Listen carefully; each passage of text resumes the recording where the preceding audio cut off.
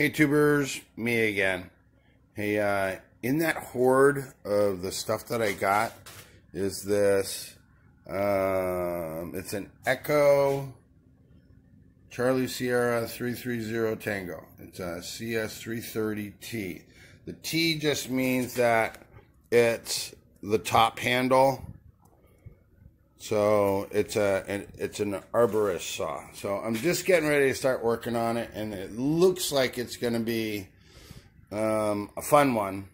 So I'm going to make a video on this if we can get it running. So I just want to show you before I put you on the tripod and everything. Is like, look at that carburetor. It's brand spanking new. So I guess when the guy was working on this, he's like, oh, it's going to be a carburetor. I noticed that the pulse line on the bottom has not been connected. The air filter did not look terribly wicked bad, but so we went through the motions. Probably has a new spark plug and all that stuff. You can always tell, like, when they just give up, because when you get a lawnmower or something and it's got a brand new spark plug, that's usually like the first thing that they're going to take and throw at it. Spark plug, oil change, blah, blah, blah, air filter. And so you get all that stuff for free. So I'm going to put you on the tripod, and we're going to take a blast a little bit of gas down that carburetor and just see if we can get it to cough. And then that's going to tell us two things. One, it's, you know, if it's going to be a runner, you just have to spend some time on it. And if it has spark, yeah, I could pull all the covers and do a spark tester, but this is just as easy. So I'm going to put you on the tripod. Let's see. Right like this. Get you up in there. There you go.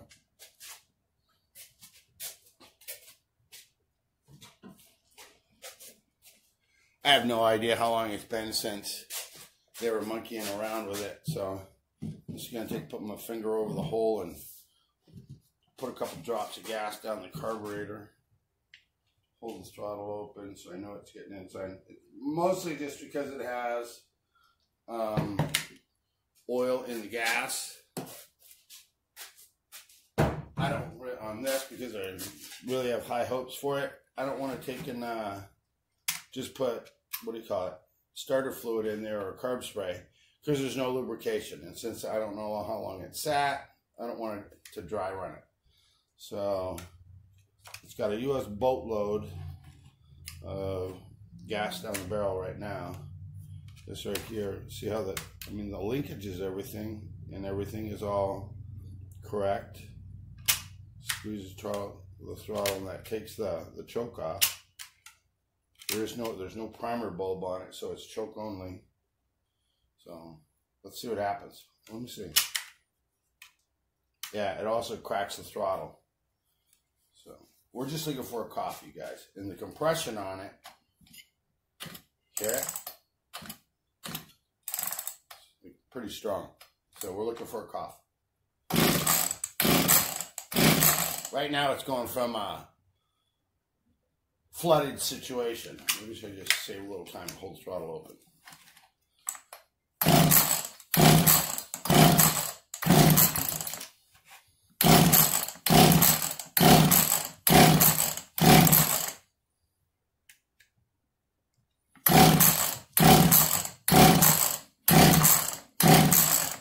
Nope, nothing yet. There we go. Did you hear it? Okay, that's all I need. First things first, just because that's a new carb, I want to inspect it, check the diaphragms. Maybe he never got it going. I don't know. So we're gonna go through the carburetor and then hook that pulse line. On a steel, it comes from the jug. Over here, there's a hose that goes up through there. I don't know about this Echo. So we're going to pull it apart and see what we come up with. Hang in there. Okay, you guys. While I was getting ready to start pulling this thing apart, For some of you guys that are just kind of like, you know, starting off in this thing, like working on stuff. I mean, I know that I have to take and put that pulse line on there, and maybe that would be the only issue. But because I will end up flipping this thing and selling it, it's got to be reliable. You know what I'm saying? So from front to back, here's what we got to do. So if the carburetor is right here, we still have you know, fuel lines coming over here. Here's going to be the filter. So now we got to go inside the tank and check that filter and make sure there's no broken lines. For whatever reason, this thing stopped running. And if it's a clogged, you know, a clogged filter or a broken fuel line or whatever, putting a new carburetor on there is not going to make it run. So if you follow along with the way that I'm thinking about this is, so even if after he got the new carburetor on there and he couldn't get it to run, could it be that he overlooked that? That's kind of hard to overlook that pulse line down there for the diaphragm. So I'm thinking the compression is good, the spark is good, so it's having a fuel delivery issue. So I'm going to concentrate before I even go monkeying with the carburetor. Is like, I'm going to go back here and I'm just going to go right back to the very beginning here and figure out, okay, something made it stop running in the beginning. Putting a new carburetor on there didn't solve the problem. That's why it ended up in the horde. So it may be something as simple as this. I mean, it wasn't straight gassed or anything like that. Compression is wicked on it, and it does run. So let's concentrate on this. Start from the beginning. A lot of times you have a problem with your car and it's acting weird or whatever. Somebody that probably doesn't do very good diagnosing or whatever, you know, they'll start, it's this, that, or whatever, when the entire time it was like a battery or dirty battery terminals or something like that. But if you're paying somebody, they get your money anyway. So anyways, that's a whole nother story. Diagnostics is probably 50% of whatever it is that you're working on, and then the repair is next. So yeah, let's take and open these up. We're going to start checking on the filter and all that fun noise first. Okay, I just want to share that with you guys first. Okay, getting ready to open this thing up. I'm going to try to give you guys the best picture that I can. So, I got my screwdriver because it looks like this has already been an issue for these guys. You see how they got that hole all wallered out in there? Because they can't get the gas cap off, which tells me they were probably screwing it on there so tight. A couple of birds right outside the door. Yeah. Okay. Maybe look. Let's see if I can get this thing to focus. Focus, baby. See that little crack right there at 12 o'clock? You see that? Let's see if I can get it to focus better. So the cap is leaking for sure. Gonna have to get a new cap. Would that make it not run? Well, it certainly can't build up any pressure in the tank if, oh shit, I mean, oh shoot, you can look right through, you can see daylight through there. That's a huge hole. So maybe we'll take and put a piece of, what do you call it, some cellophane or saran wrap over this bad boy, try to get it to run. We'll see. But for sure I'll order a new one of these. All right, let's go look at the filter. Make sure, yeah, you can still see. As long as I don't move the saw.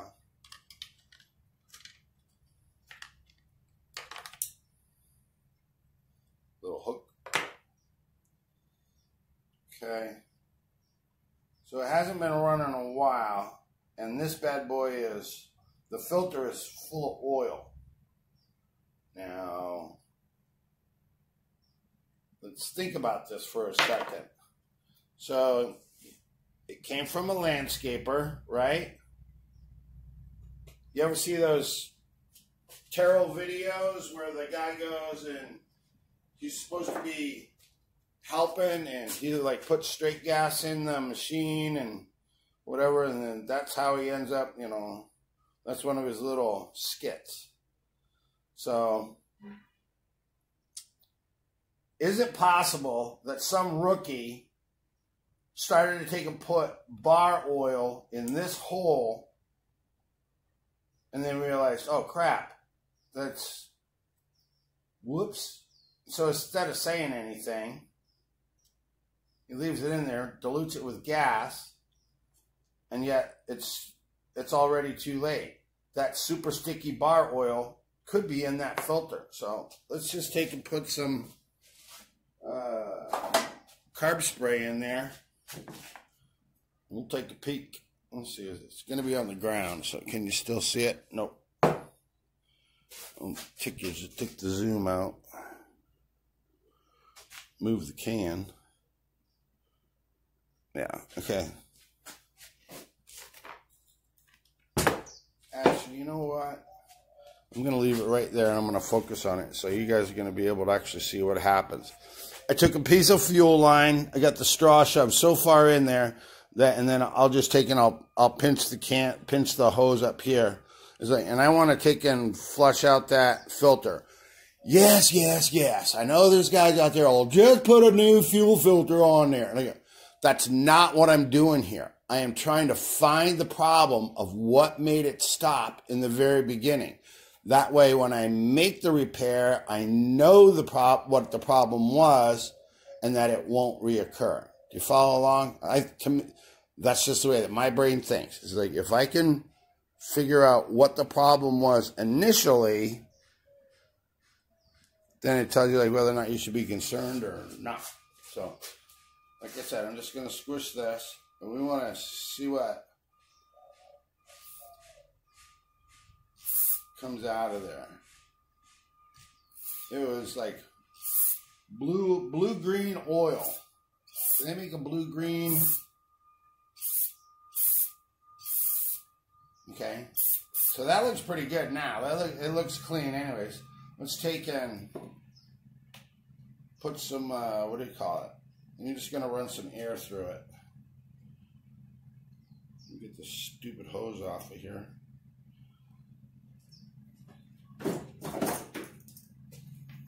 If I go right back here, you should be able to see.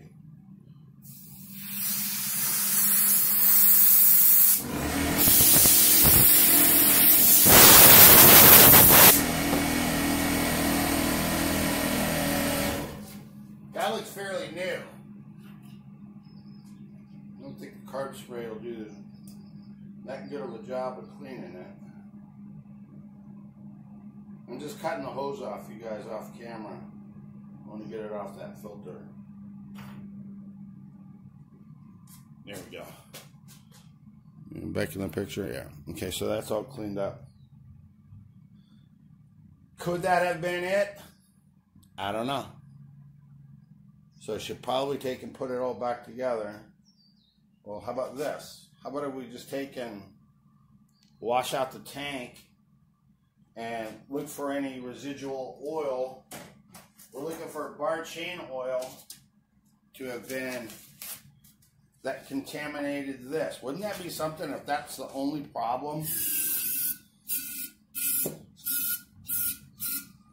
Okay. Take you off the zoom. I just sprayed the tank full of carb spray. Put that back in there. There's the fuel line. There's the cover. I'm gonna shoot the crap out of it. And then let's do this. We're just kind of looking for abnormal color on the fluid that comes out of this tank. So, for all you junior investigators at home, you're going to pour it on this paper. And I'm looking for the color. The carb spray is clear, obviously. Most of the stuff that comes through it's got, you know, a green tint or a blue tint to it for the oil that they run through these machines. So that's what we're looking for. Come on out of there. Nothing excessive. Okay. All right.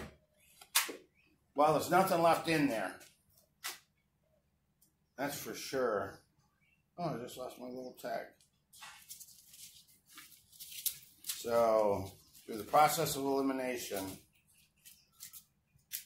clean the filter, clean the tank. Now, I'm going to pull this cover here, figure out where the heck that pulse line comes from, and then we're just going to try to start it up and see if maybe that issue, clogged with oil, was the problem the whole time. And I don't know if I've got any more of these weighted ones. It's so hefty that, so like if you have the saw up at an angle, this is always going to fall to wherever. If you're using the saw like this, it's going to do a fuel pickup like this. If it like this, same thing. This thing will roll around on the inside of that gas tank, and then even standing up, that it'll pick up the fuel at any angle. That's why they put that weight in there. I don't know that I have another one of these. In an emergency, there's also a screen inside of this thing. You can pry this off. You want to see it? Doggone it. All right. Let's do the zoom. Because I'm curious. I see that thing and I go, hey, what's under there? So I take them apart. This is like an emergency situation when you're out on the farm and you're 2 miles away and you happen to have a pick with you. I'm just kidding. It slows down and it finally stops running. I am going to stab myself. Where's this? You can take this, cover right off, and then if you look right in the very center, where are you? Right there, zoom. In the very center, that's a screen, boys and girls. You can actually take and pull that screen out.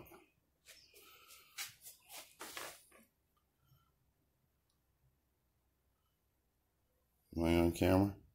Yeah. I have replacement screens from carburetors.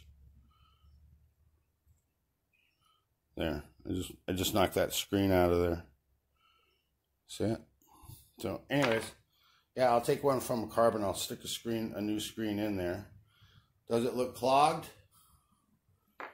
Let's try this. Process of elimination. You should be able to see through that, and I can't. I don't think it's that fine of a screen. Let's hit it with some carb spray. See if that does.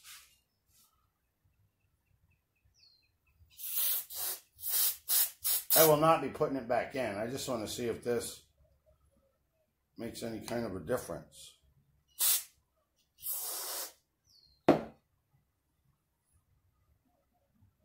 Nah, not really.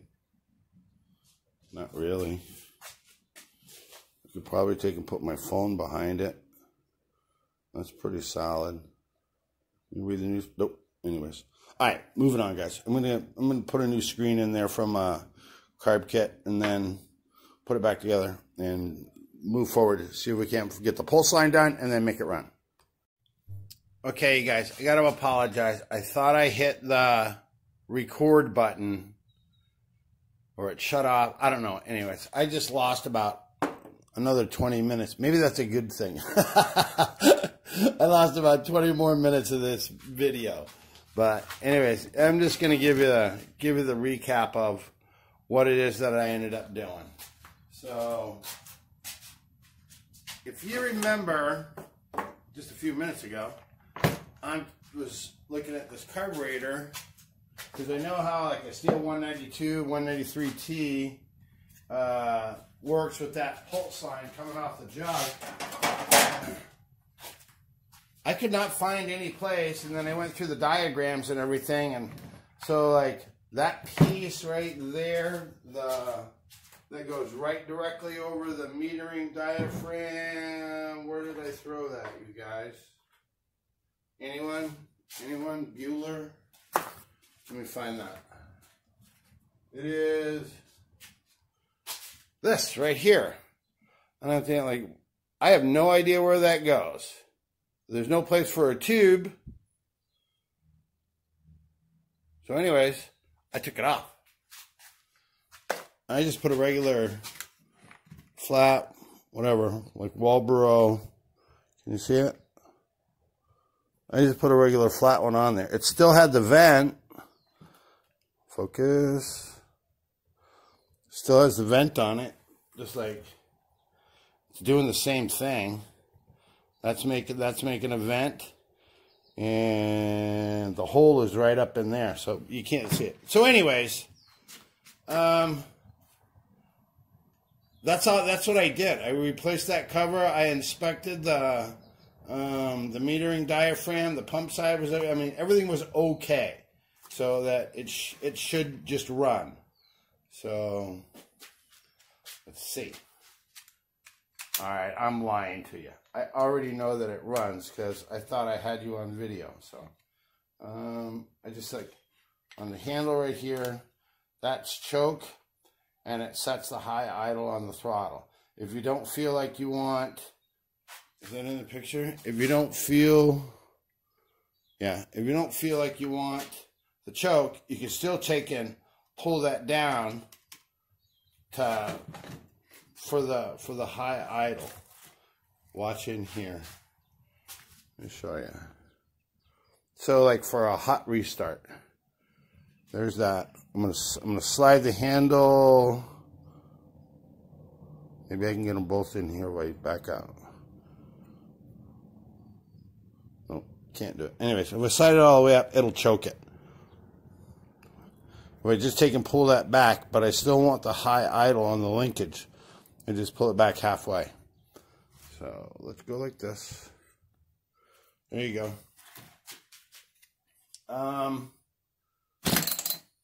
Yeah.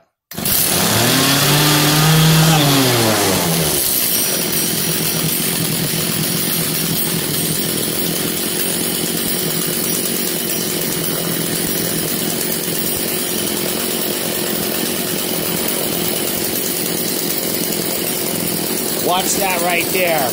You'll see when I squeeze the trigger. That's how a centrifugal clutch works.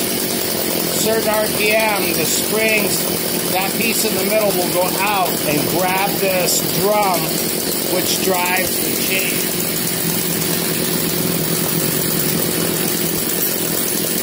Watch the drum. See it expand?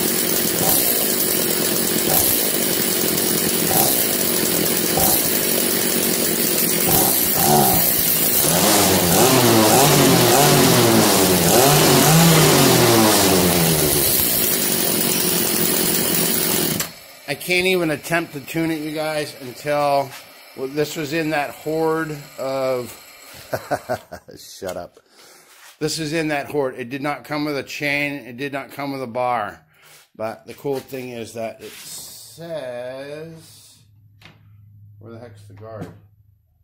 Anyone? Who keeps moving everything? Right up in here. See that? It's going to tell me what to order. Probably just going to take and put like maybe, I don't know, 14. What do you guys think? 14 inch or a 16 inch bar and chain? 14. It's a tree climber saw. It's what it's supposed to be anyways. So I'll probably end up just ordering up this 14 inch Oregon 91 VG 52 link chain. And then there's the bar, which is 1.4 blah, blah, blah, blah. You can see what it is. So anyway, yeah, that's what I'm going to do. And then once I'm able to load the engine or the motor, I'll be able to take and tune the carburetor. So, geesh. It just, like I said, guys, it makes a huge difference on how you diagnose it. So, the guy, he never went and started from the very beginning on a fuel pickup and went and put that new carb on there and all this, that, and the other thing or whatever. When all we did, you saw what we did, and then yeah, that's it. So it should be a runner.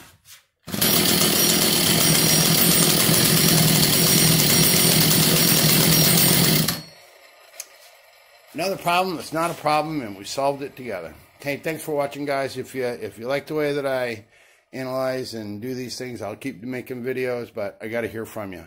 So if you like it, give me a thumbs up, comment, share it with your friends, subscribe, do whatever.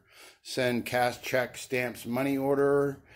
And until I go to the mailbox, that's it. I'm done. I'm out.